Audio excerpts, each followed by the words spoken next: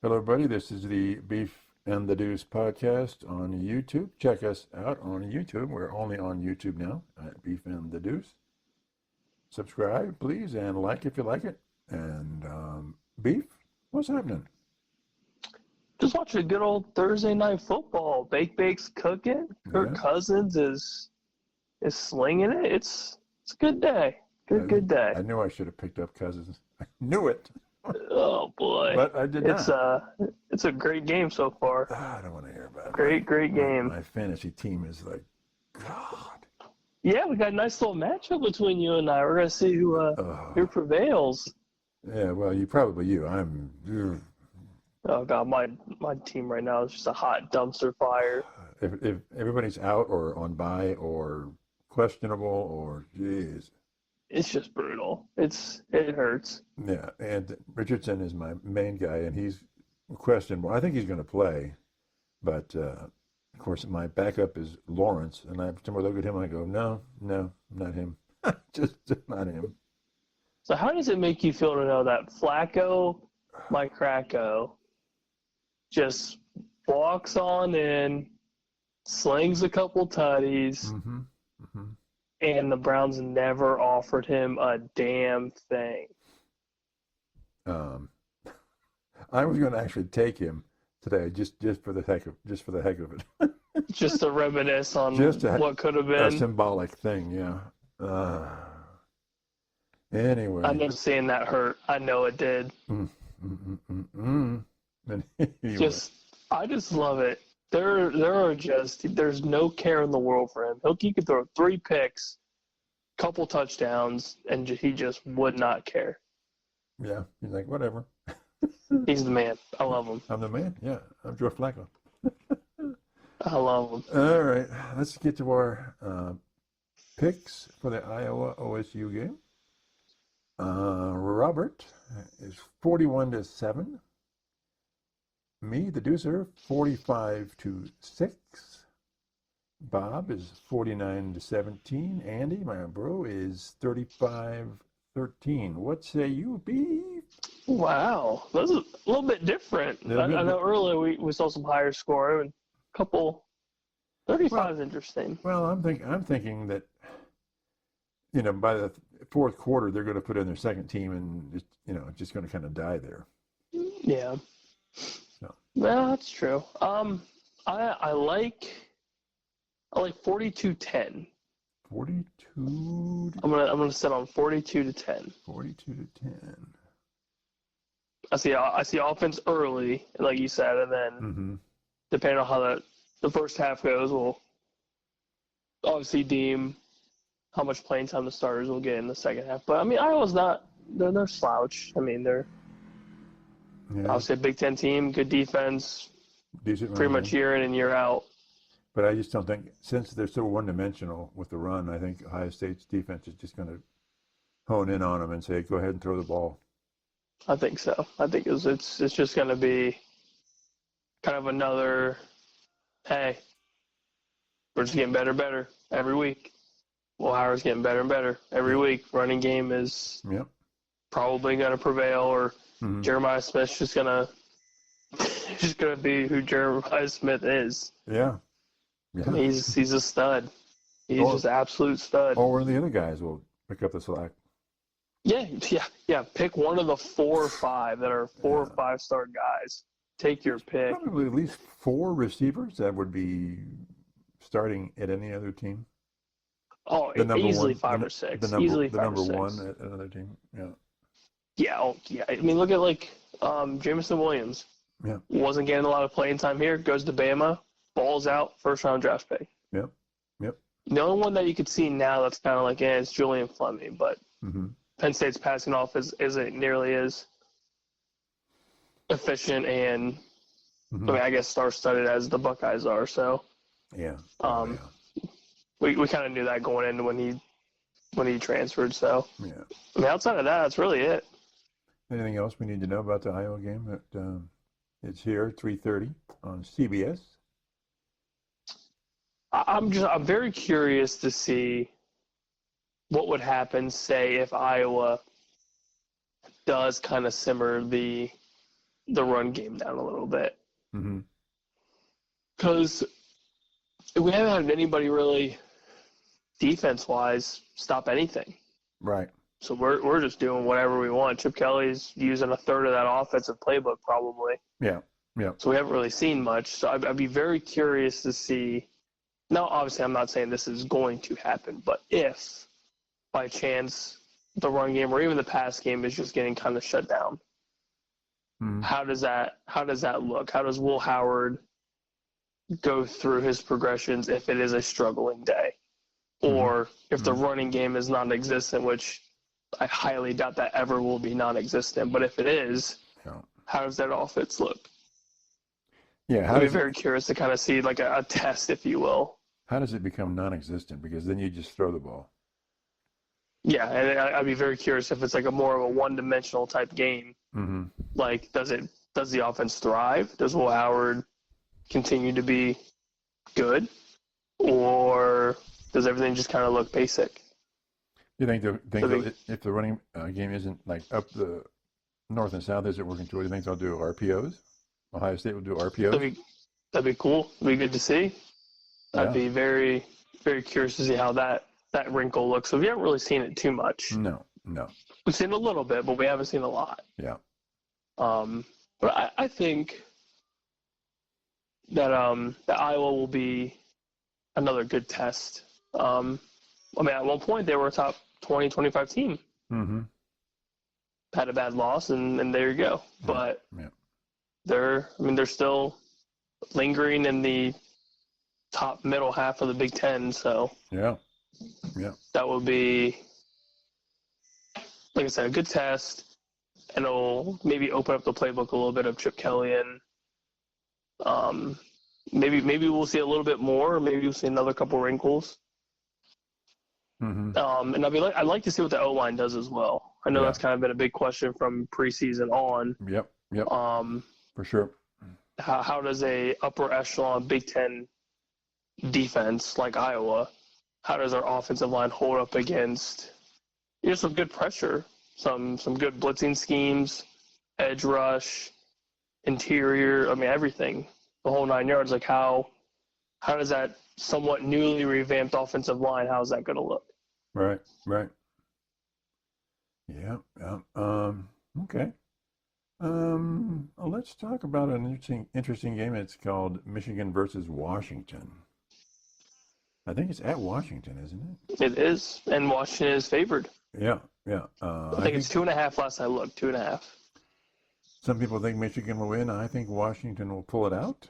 I think the first half is going to be kind of back and forth, and I think what we've seen is Michigan fades in the second half. What do you think? Yeah, I think the one-dimensional Michigan offense that we have seen basically all year, like it's just not going to hold up. And Washington's kind of a gritty team, pretty good defense. Yeah. They don't have a ton of offense. Will Rogers over there from transfer from Mississippi State is giving them something in the passing game. It's not a ton, but it's something. Mm-hmm. But I think overall, with Michigan's lack of a passing game, I mean, how can you beat any team? Not just Washington, but how are you going to beat anybody? Well, eventually you're going to get into like the bulk of your schedule, and you're playing some good teams. Your schedule is already as tough as it is. Yeah. But if you can't pass the ball for 100 yards, that's tough. That is tough to do anything with. Do you think they need to focus on the run, and or do you get him like just RPOs and what they did with like J.T. Barrett, and just let him, because he's a good runner, so go to his strength while he tries to get better at passing, and just basically say we're a running team right now. Yeah, I mean the short to intermediate passes are definitely important, but even when they've tried, it just looks awful. Like it looks like this guy's never thrown a football. Right. and just the schemes alone, they're very, from what it looks like, they're quick little out routes or little, halfback routes that are 3 to 5 yards to the sideline, like just a little dump and go. Yeah, And they're not even hitting that. Yeah.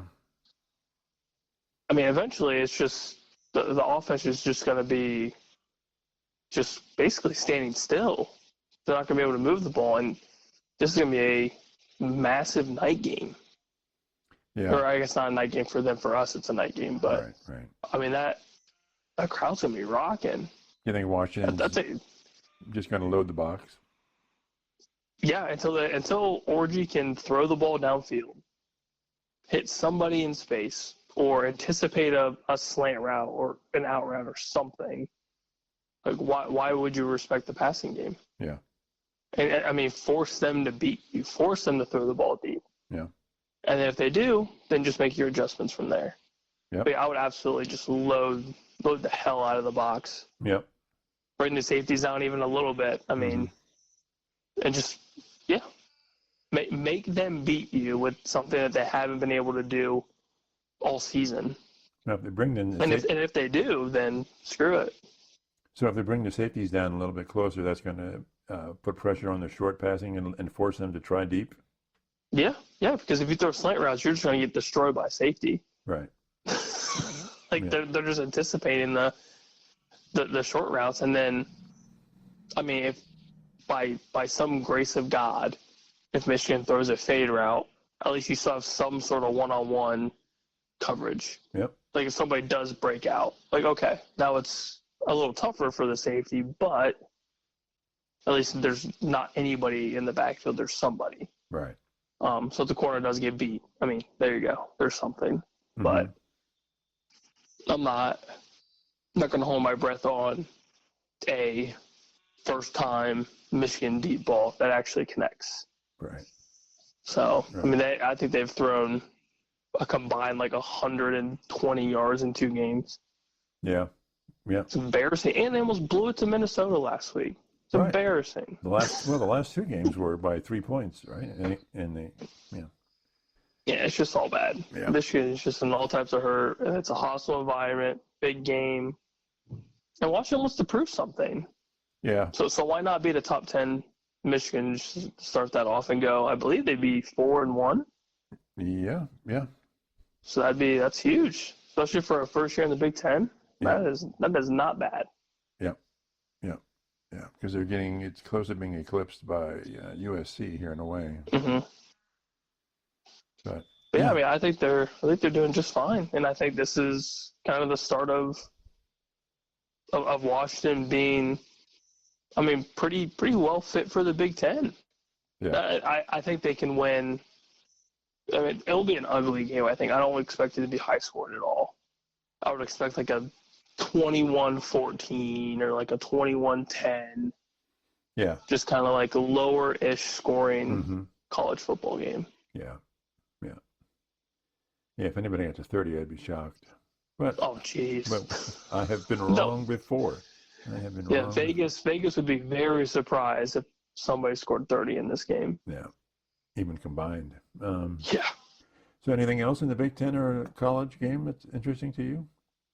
Not this week. This week. But those are definitely the 2. Obviously, our Buckeyes, and then, like you mentioned earlier, the Michigan-Washington teams definitely got some eyeballs on it. Yeah, we're going to take a look, or keeping a closer look at Indiana this week, and we'll see what's going on with them. Are they for real or not? They're 5-0 right now. Is it 5-0 right now? Yeah.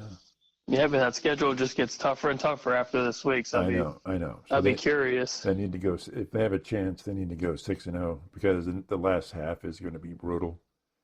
So, yeah. But we'll take a look at them maybe next week or whenever it warrants it. So you gave me the big question. Thank you very, very much. Which is the 3 NFL coaches that are on the hot seat. By hot seat, I don't mean warm. I took it to be hot. Is that what No, it is 3rd-degree burns. Yeah, okay. Well, to me, the first one was easy, and that's the Jaguars. Oh, Doug Peterson, huh? Doug Peterson, whatever. Yeah, he collapsed. They collapsed the back half of the last season, and then they've completely blown it this year. This is his third year. I'd almost fire him mid-season. Something's completely wrong with that team. Completely wrong. That's about all I can say. Is it Lawrence? Is it whatever? But to me, he's. And it sounds like Peterson's also lost the locker room too, from really? some reports that Okay. the players are just over it. He's obviously saying that he hasn't. Yeah. But I mean, yeah, like you bring up the massive debacle that was last season. Yeah. And then you continue on a 4-game losing streak of this season. Yeah. I mean, now their schedule has been tough. Like, I will give them that. But you don't lose to the Browns. You can't lose to the Browns the way you did. Thank you very much. But you're right. You're welcome. I'm sorry. You can talk strength of schedule, but it's still the NFL. It's still the NFL, and you are still defeated. Yeah, yeah. So would you agree number one is the Jags, or would that be your number one? I think so. Yep, I think so. I think you're right. Number two gets a little murky, but I'm going to go with Philadelphia Eagles. Nick Sirianni, epic failure last year. I mean, epic failure last year, and it's kind of confusing this year. They've got all the talent in the world, and they're 2-2, and I don't know what's going on. They're totally in a funk. But after last year, I mean, last year was bizarre. The last 6 games were 1-5, and then they got blown out in the playoffs. They just got blown out by teams last year. I mean, they were just getting hobknockered. It was terrible. And now, I don't know. I think the end of the season matters a lot for Nick Sirianni. For me, the Eagles and Nick Sirianni are number 2 on the list. Yeah, I agree. You look at this roster that they currently have. Everything. No, they have been getting kind of screwed up with injuries. A.J. Brown with the hammy. Yeah. Devontae Smith with the concussion. So, okay. Welcome to the NFL. Everybody's got injuries. Yep. And then Jalen Hurts just hasn't been anything. Yeah. He's been very basic. Very, very basic. They're very fortunate with having Saquon Barkley in the backfield. Yeah. I mean, him alone has taken them to 2 wins. Yeah. If it wasn't for him against I think it was the Saints game, where he breaks off that 60-yard touchdown run, you're looking at a 1-win team. Yeah. Yeah. Which is crazy. So, and Sirianni's been around long enough. No, it's not his first year or second year. So, it's nuts. Number 3. Okay, this gets real murky. The easy answer would be the always strange, always bizarre Dallas Cowboys. But I'm not going to go there. Okay. Although they'd be in the top 5 or 6, I think. They should be in. Yes, you're correct. And then I looked at the Panthers. A massive failure, but it's Dave Canales' first year, and so he gets at least in one more year. So I don't think he's in the hot He seat. at least gets a couple. Yeah, at least gets a couple, because now with the Andy Dalton switch, that's huge. Yeah. That's big for them. I thought Panthers, and no, they can't. The coach isn't going to get fired. And then I thought, well, how about those New York Giants? Brian, is it Dable? Dable, yeah. A lot of injuries and had a bad last year, and it's not looking good. So maybe him. And then I thought, well, let's look at the Arizona Cardinals. Jonathan Gannon, last year 4-13. He's 1-3 now. I think it's his second year, maybe his third year. That's not good. So I'm going to go Jags, Eagles, and then I'm going to go Cardinals, Giants, if you were counting 4. So I got Cardinals at the number 3 for Jonathan Gannon. Okay. Interesting. I was waiting for I was waiting for one team and one coach. Who? Just because knowing how you are, and I know how much you love the AFC North, Mm-hmm. I was very curious that you didn't mention the Bengals. No, I don't. Yeah, I didn't. I looked at every division. I didn't see anything out of the East. Although the Jets took a part of my radar, and I'm like, no, they're still no. The North, none. South, Jags. In the West, none. Out of the but nothing really coach-wise. In the NFC, Eagles, obviously, in the East, and side order of Cowboys. Nothing in the North. South, Panthers, and West West would be the Cardinals. So no Zach Taylor, huh? You think he's okay? Yeah.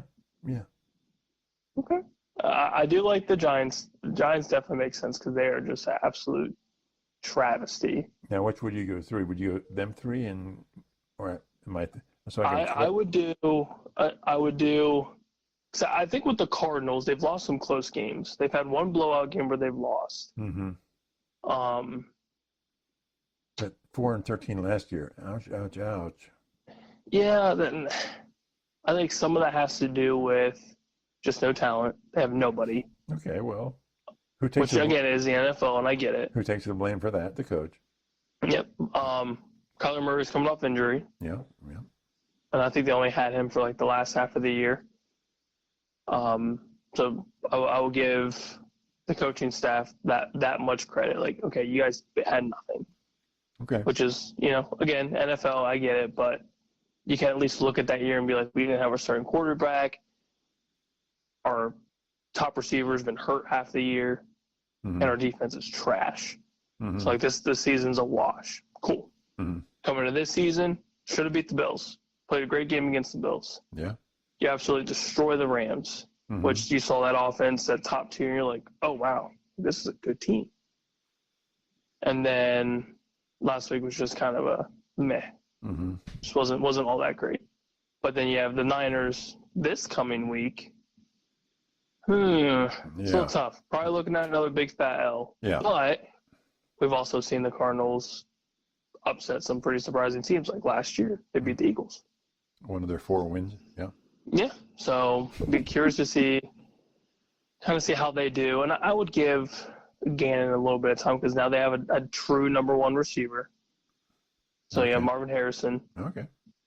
You have James Conner, who is older-ish running back, but still good enough to give you 90 to 100 yards a game. Okay. Outside of, I think, 1 week or 2 weeks. Mm-hmm. Defense is kind of surprised a little bit. Now, obviously, the Rams don't have much, but they're causing some havoc. They're giving up some points, but at the same time, their front seven, I guess you could argue, they've been a lot better than what they were last year. Okay, so you're going Giants at number 3, right? I think Giants are 3, and I would say close 4 would be Zach Taylor. I know they start off slow notoriously, but look at the roster that you have. Like, it's unacceptable. Mm-hmm. You got Jamar Chase. You have T. Higgins for another year. One of the top 4 or 5 quarterbacks in the league with Joe Burrow. But now your backfield running back wise is a little murky, but you have probably one of the best, if not the best, receiver duo in the league. Mm-hmm. And this is the product that you're giving to your fans, to the NFL. Okay. So this would be I'm not saying his job is like currently, like as of right now, like, hey, you're fired. But I would think that seat's warm. I wouldn't say it's 3rd degree burns hot, but if it doesn't get turned around, like, it's hard to say that it's not somewhat warm. So you're going Bengals because of the potential, and you're giving the Cards a bye because they didn't have much potential, right? Yeah, there was nothing to even consider.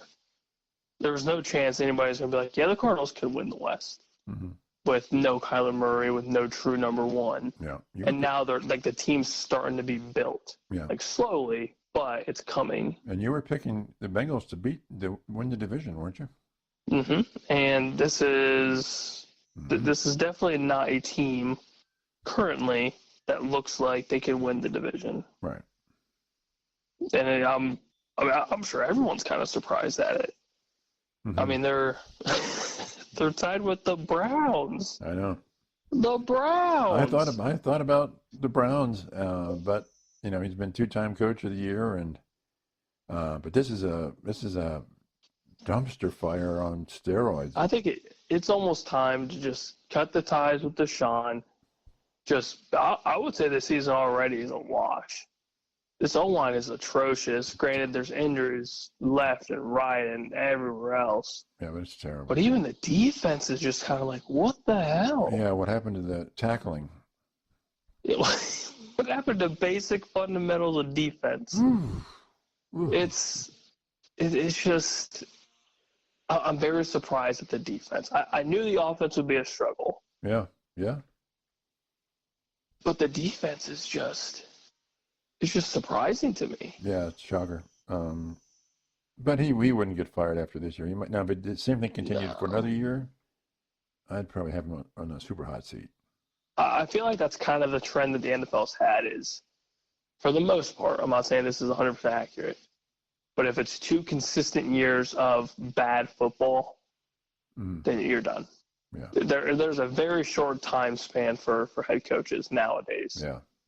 Like, if you just suck, like the whole like Carolina ordeal, like if old Davy boy just sucks, like royally sucks, hey, you're done, dude.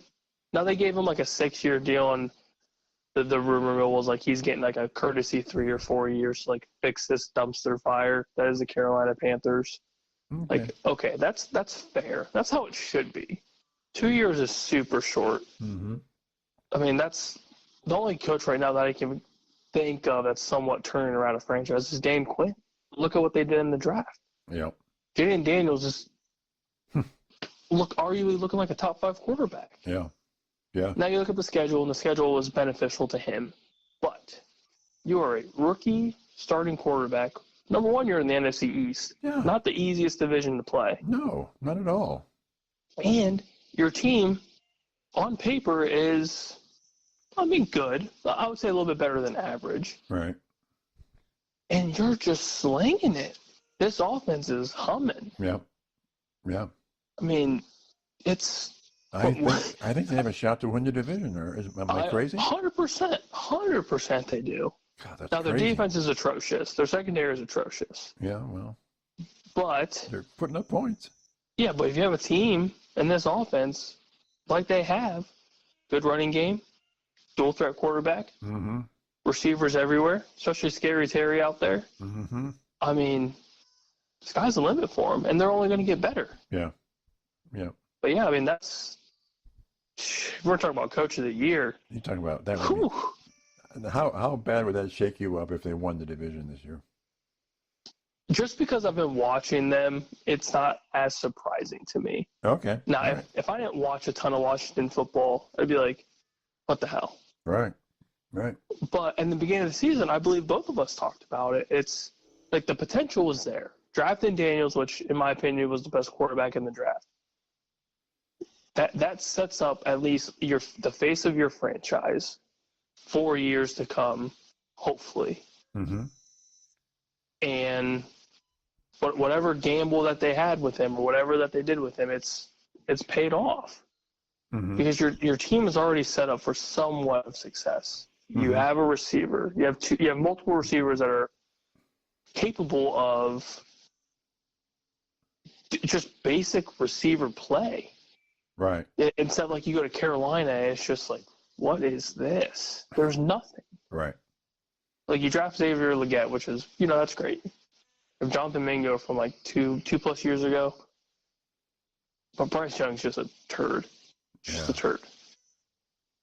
And then you look at C.J. Stroud and you just plop him into what he's been dropped into. That's how you help a young quarterback. Yeah. You surround them with talent, which helps with the rookie growing pains because you get some bailouts. There's no bailouts in Carolina. There's nothing. Right. But you have Scary Terry, you've got Noah Brown, you've got a solidified dual threat running game behind you, and you have quarterbacks not afraid to throw the ball or scramble. Right. So yeah, I'm not terribly surprised at it. I'm just surprised that it happened quickly. I mean, and they beat the Bengals. I didn't have them on that Bengal card beating the Bengals. Yeah. So, but I'm jealous. I am truly jealous of the Commanders right now. Yeah. Success must feel real nice. So, okay, here's two questions for you. They're not really big questions, but they're with Justin Fields, can you see Pittsburgh winning that division?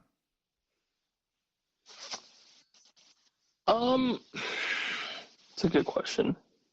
I think the team is better off with him. Yeah. But to win the division, how about second place? Definitely second place. I would say second is definitely doable. It's just I look at their schedule. I looked at this after we talked about them last time. Mm-hmm. Their schedule doesn't get very easy. Yeah. So I think they beat Dallas this week. I think. Really? It's in Pittsburgh. We haven't stopped the run game since Nam. So that's not beneficial to us. Uh-huh. So I think close game, but I do think Pittsburgh wins. Mm-hmm. But then you go into Vegas. You should beat Vegas. Then you play the Jets. That's a very 50-50 game for me. And I'm not entirely sure how that game could go. Let's say they win the next 3 games. And are they rolling? Or are they just They could win the next 4 because they play the Giants after the Jets. Oh, okay, yeah. They're in the hot seat. I mean, they're... Mm-hmm. And then you go Commanders, Ravens, Browns, Bengals, Browns, Eagles, Ravens, mm-hmm. Chiefs, Bengals. Yeah, well, that's brutal. Yeah. Like, they would have to have the next 4 to even have a chance. Yeah. Because everything else is murky. But I think for the Pittsburgh faithful, I would hope that Fields is your starting quarterback. Not just the team's, but as a fan, you would want him under center. Yeah. And if it says anything, I mean, look at his performance last week, even though they lost. Mm-hmm. It wasn't his fault they lost. Right. I mean, he put up 3 total touchdowns, I think almost 400 yards of offense just on his own. Mm-hmm. That's nuts. What else could you ask for a guy that's been in your program for not even 6 months? Right. And you have a quarterback behind him that hasn't done squat. Right. Been nursing a calf injury. Right. And then you're just going to mess with the synergy of the offensive side of the football if you just plug Russell Wilson in and play. Right. Like, I don't see the point in that. I would use Russell Wilson as trade bait. Maybe send him to Miami since Tua is saying he wants to play, but who truly knows if he's going to play? Yeah, and when? Exactly. Yeah, he comes off IR in a couple weeks, but that doesn't mean anything. Right. But yeah, I mean, I think Pittsburgh has a chance to go second. I just think their schedule is not going to deem it possible. I mean, it's a tough stretch. Nobody expects them to win a lot of those games. But we've seen crazier things in the NFL. You're looking at 10-7? I think double-digit wins would be obviously a massive win for that franchise. Because I'm pretty sure, if I remember right, we had them last. Mm-hmm. Well, they were last. And I don't think we gave them a lot of wins either. Yeah. Yeah. So this is a pleasant surprise, and obviously we both love seeing Justin Fields succeed in a program that is helping him succeed. Yeah, really good program. So, yeah, and that, obviously him and George Pickens are connecting well. The running game is looking better with him. It's not the greatest running game, but it's better. Mm-hmm. And their defense is still really, really damn good. Mm-hmm. So that obviously helps. And as an AFC North team, don't really have good defense. We're not going to win a ton of games in the North. Yeah. So. Yeah. Okay. So where would the Cowboys be on your coaching hot seat? I think it's been warm for a while. But is it just because it's always sort of warm? There's always speculation. There's always what's Jerry going to do? What's Jerry going to do? And nobody knows what Jerry's going to do. Well, I'll tell you this. You look at our schedule. Steelers, obviously. Lions, Niners. Falcons, Eagles. Texans, Commanders. Wow. Will they split There that? is a strong possibility we could lose each game. Okay. Very strong. Okay. If that does in fact happen, McCarthy needs booted. Like I feel like as a America's team, like we claim ourselves, there's no shot in hell a coach that goes 1, 2, 3, 6, 7 losses in a row, and you're 2-9.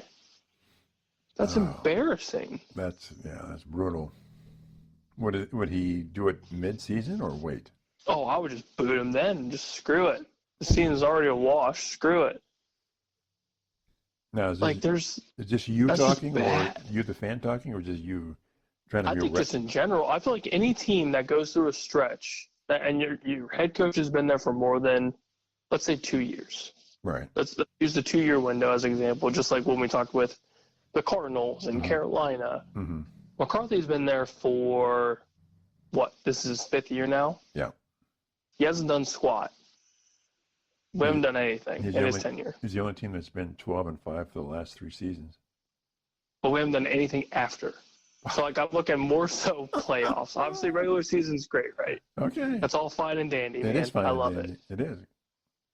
But if you're, this is me being Jerry. Okay. So, total Fabio, but there's no playoffs. And he's always harping about he wants to get back to the big show. He hasn't been since the mid-'90s. Right, yeah. And you saw how pissed off he was after last year. There's no chance you can tell me that that's not still just, like, burning in his pocket. But he didn't do burning anything somewhere. He didn't do anything about it last year. What did he do? And this year it's his fault. Everything's his fault this year. And I feel like McCarthy, at some point, is going to be the fall guy for his screw-up, which was doing nothing.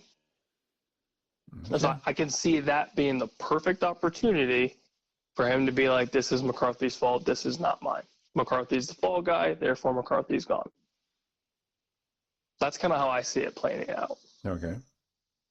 Now, do I necessarily agree with it? I agree that McCarthy should be gone. I just think something new needs to be there.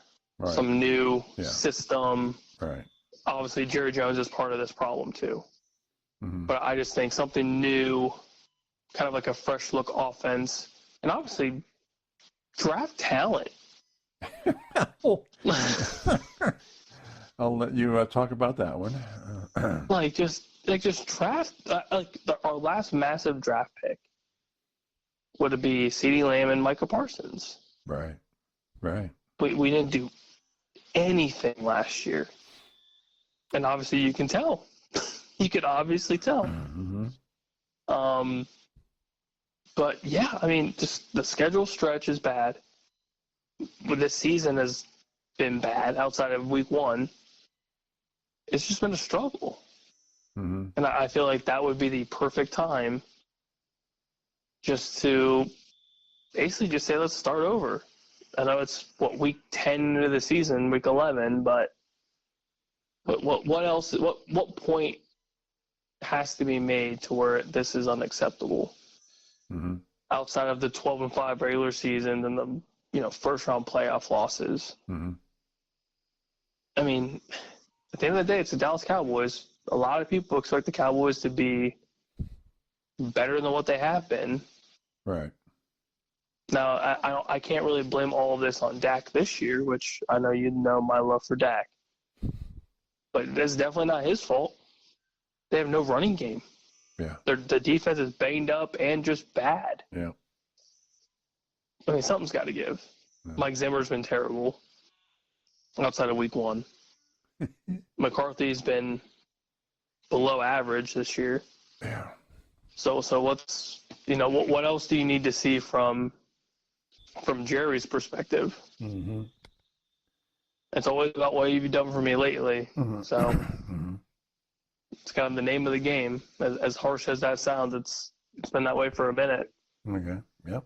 And you can tell me if I'm right, wrong, or if you're indifferent about it, but that's kind of how I see it. Well, something's got to give. Something needs to change. I mean, it's just going along in that sort of middle zone of we win a lot of regular season games and then crash. It's just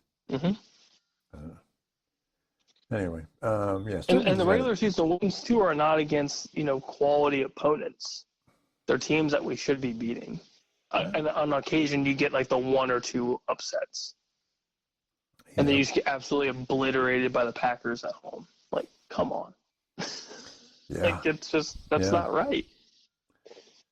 So we'll see. We'll see. Yeah. Another one. How close are the Tampa Bay Buccaneers to being not just the best of the South, but the elite in the conference and maybe the league? Not the best. I think conference, they're there this year. Are they? Where are they? 2? Number 1, 2, 3? I think top 3, because right now their defense isn't fully healthy. I think once their defense gets fully healthy, we've seen how this offense runs. Mm-hmm. Get that defense locked and loaded, I think that's it. So I think Baker's finally the Baker that a lot of us kind of knew that was in there. Yeah. You just need to find the right system. Now you have it. So he's got, crazy receivers. Mm-hmm. Mike Evans, Chris Godwin. Yeah. You have a dual threat in the backfield. Your offensive line is steady. You just got to figure out the defense. Once they get healthy, I think everything's there. So who will they? Will they challenge Detroit and the Niners for supremacy? I think so. We've seen that the Niners, now obviously, again, riddled by injuries. Yeah. They're beatable. They're very beatable. The Lions, beatable. Because that secondary is still an issue. The defense is still somewhat of an issue. Mm-hmm. So. And you would see nobody in the NFC East, right? Since it's. The only team that would maybe just make it a wrinkle, that's a good term for it, would be the Commanders. Yeah. But the Commanders in that secondary, they've shown that. Shootouts are so hard to win every single time. Right. On a couple occasions, yeah, sure, yeah. Throw out a shootout or two, you'll win a couple of those, maybe more. Yeah. But you're not going to win all of them. It's just you can't hold that offense week in and week out. Right. Or that style, I should say. Even the best teams have to win on the last second kick. Exactly. So I think the Bucs are there. I think right now they're top 3, top 4 team in the league. Especially because right now the NFL is just drunk. There's a ton of crap going on. Like the Vikings are undefeated. Who would have thought that? Yeah. But I think with the Buccaneers starting to get a little healthy on the defensive side of the ball, that's all they need to kind of cement themselves in the top 5 at minimum. In the league. In the league, yeah. Okay. I love the Buccaneers. I'm a big fan. Obviously, right now they're playing Atlanta, and Bake's cooking. Yeah. I have him on my fantasy bench, and it hurts right now. But it stings. I chose Jaden Daniels over Bake because I have this thing about starting quarterbacks on Thursday night, and it just. Ugh. But yeah, I'm starting to kick myself in the you know what. So. Mm-hmm. Well, I'm happy to hear that.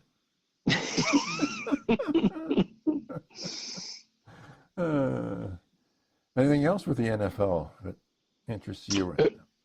I'm gonna go back to the question with the coaches. Okay. Who do you think's the first one to go? Like That will- outside of like your top 3 list, do you think it's Peterson that goes first Yeah.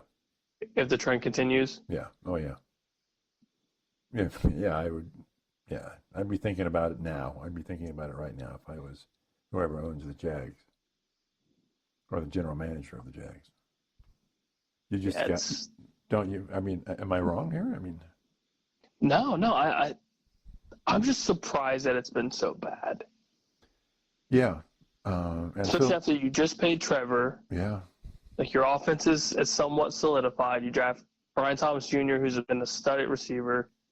Defense has just been bad. Mm-hmm. So, like, is it all Peterson?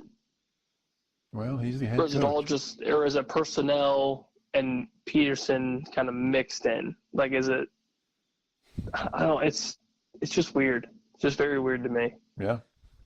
And I think with the Eagles, I think Sirianni has the rest of the season to prove it. And if he doesn't prove it, then he's out at the end of the year. As he should be.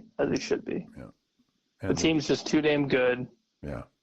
To be this bad, and that's coming from a very, very not a fan, I guess I should say, without being too blunt of the Eagles. Yeah, and the Giants. That team is way too damn good. I don't know the Top Giants. paper. They're junk. They're just hammered. Yeah. just hammered, drunk, junk, whatever you want to call them. They're just bad. Yeah. So that's what. Yeah, I would say. So are we in agreement about the Jags? Yeah, I think so. I think close second Sirianni, depending on how the next, like once they get healthy, I'd be curious to see how long it would take a fully healthy offense, and they continuously lose to see if they're just like, all right, screw this, dude, you're done. Yeah, be very curious. I'd go Peterson. Mid-season, after the 9th game, he'd be out if this continues, and then I'd give Sirianni to the end of the year. That's what I would do. Okay, that's fair. And I would say probably Brian Dable end of the season too if it continues just to be trash. Yeah, I'd just say sorry, Brian, go away. Yeah, thanks for the one playoff appearance, and we'll see you later. Yep. So then, how long do you give Green or Gannon at the Cardinals then? 2 years? I feel like you got to give them at least another year after this. Okay. Because like they're starting to hit on their draft picks, and the team is slowly being built around. I shouldn't even say slowly, because right now like it's getting there. They're starting slow offensive wise outside of week 1. If it kind of hit some bumps in the road. But I feel like it just takes, especially for the team that had nothing, you're trying to build something out of nothing. So it takes time. Mm-hmm. I'd be curious to see after this coming year's draft, how Arizona would look with some more on the offensive side of the ball and kind of fill the void that they used to have with the edge rushes, with obviously J.J. Watt before he retired. Mm-hmm. They don't really have a star-studded corner. You don't have a top-tier corner. Your secondary is just kind of just there. I'd be curious to see what they can do with, a whole another year's worth of draft picks. And then after that, kind of assess and kind of see where the team's going, or if it's still going downhill. Then he's done. Mm-hmm. Would a 13-4 Vikings shock you? I'm shocked already. Well, yeah, but considering where they're at right now. No, I at this rate it wouldn't surprise me. The offense is a hell of a lot better than anyone expected. Sam Darnold, obviously. So they take the conference or the division? I think so. Their defense has also been kind of a big surprise. I didn't expect them to be that good. Over your Lions? You love your Lions. The Lions have looked just beatable. Yeah. And the defense is a very big question mark for me. Hmm. They have great pass rush, and that's fine. Like, congrats. But if Yeah. you don't get to the quarterback, guess what happens? Yeah. You're giving up mad amount of points. Yeah, their secondary really kind of blows. Yeah, like that. It's sometimes it's there for a second, and then big play, and then it's kind of back again for a little bit, and then big play. Yeah. Like, it's just not consistent. Yeah. So that's tough, especially in the North where you have Green Bay's offense as good as it is with Jordan Love Mm-hmm. and just that trio of receivers. And you have Josh Jacobs in the backfield if you want to run the ball. That's a lot. Minnesota, take your pick on the offensive side of the ball. And I know I'm not a huge fan of Caleb Williams, but does have a 300-yard-plus game under his belt, and he's got decent offensive personnel. DJ Moore, Keenan Allen, Roma Dunze, DeAndre Swift. The list goes on and on and on. It's just their offensive line is absolute crap. Yeah. But if you don't get to the quarterback, the Lions are very, very vulnerable on the secondary. So, I mean, anybody can beat them if the offense is moving the way that it should. Yeah. So that's got to get figured out for them to make a deep run in the playoffs, if and when they get there. Mm-hmm. Okay. Anything else before we end it? Let's go bake. Yeah. Let's go bake. Win me some money. Win me some money. Okay. We'll talk to everybody later. Bye.